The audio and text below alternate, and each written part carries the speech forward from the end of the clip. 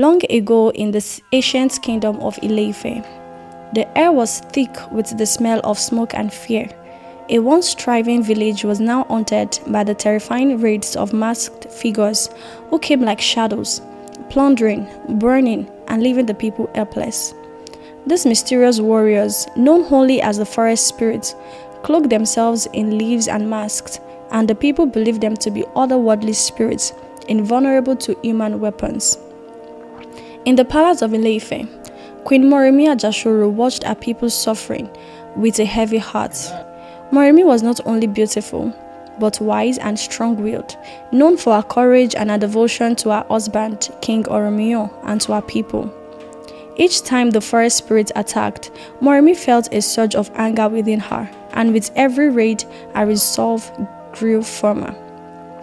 She knew that her people could not continue to live in constant terror, cowering before an enemy they believed was sent by the gods. She would not allow her people's courage to be stolen by fear.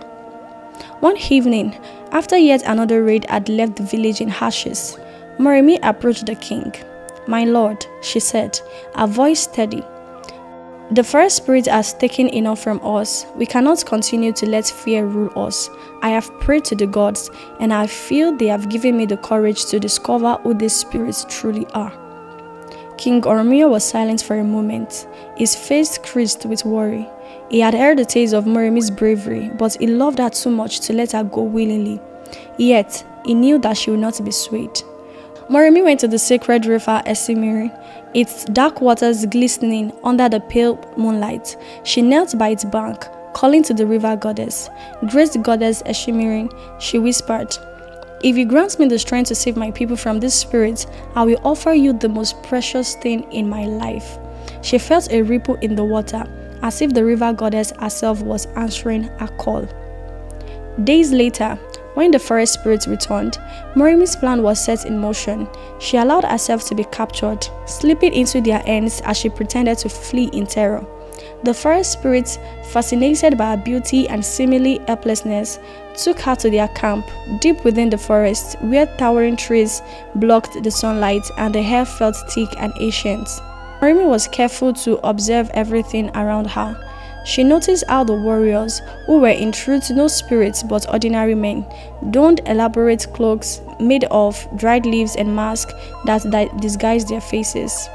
She saw how they ate and drank and rested like men, though they carried themselves with a ritualistic pride that bordered on arrogance.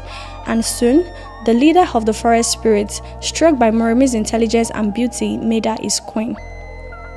Days turned to weeks, and Moremi, though forced to play her role as queen, did not forget her mission. She paid close attention to their routines, watched as they prepared for their raids, and learned the secret of their gap. She realized that their power lay in the secrecy of their mask, and that their cloaks, woven from dried leaves and grasses, could easily catch fire. One night, she found herself alone by a campfire, her heart aching for the people of Ile-Ife and her beloved son, Olorobo, whom she had left behind. She knew it was time to act. In the stillness of the night, she slipped away from the camp and made her way back to Ile-Ife. She was weary, but her mind was sharper than ever, filled with everything she had learned. When she returned, the people of Ile-Ife rejoiced, welcoming their queen back as though she had returned from the dead. But Moremi's heart was heavy with urgency. She gathered the village leaders, telling them everything she had discovered. "The forest spirits are no spirits," she said. "They are men who hide behind masks, who rely on our fear. They are vulnerable just like us. They have one weakness: fire." The next time the forest spirits raided Ile-Ife, the people were ready. Armed with torches and with courage sparked by Moremi's bravery, they met the invaders head-on. Flames leapt into the air, licking at the edges of the invaders' cloaks, and soon the men were in chaos, trying to smother the fire that consumed them. Their power broken, they retreated, scattering their leaves in the wind, defeated for the first time. The people of Ile-Ife cheered, their hearts bursting with pride and relief. They had faced the enemy and they had won, but for Moremi, the victory carried a painful weight. She had made a vow to the river goddess Eshimirin, promising her most precious possession in return for the strength to save her people. She knew that she could not break her promise. Moremi returned to the river and made her offering. "O goddess," she called, "I have kept my vow and we are free. Take what you desire, for I am bound by my word." To her horror, the goddess asked for her son Olorogbo. The young prince, innocent and beloved, was her only child and the light of her life. Yet, Moremi knew that a vow broken could bring misfortune upon her people. With a heart shattered but steady, she held Olorogbo close, whispering her love to him, knowing it was a goodbye. She placed him in the hands of the goddess, fulfilling her vow. The people of Ile-Ife mourned with her, moved by her sacrifice. They saw their queen as more than just a leader. They saw her as a heroine whose love and courage had saved them all. As the years passed, the people of Ile-Ife built a shrine to Moremi, calling her the Mother of Light and the Protector of Ile-Ife.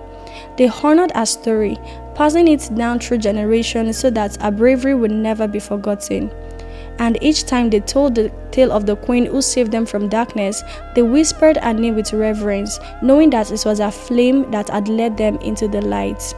And so, Moremi's spirit lived on in Ile-Ife, a reminder that true courage often comes at the highest price, and that a promise kept, even in sorrow, can light the way for an entire people.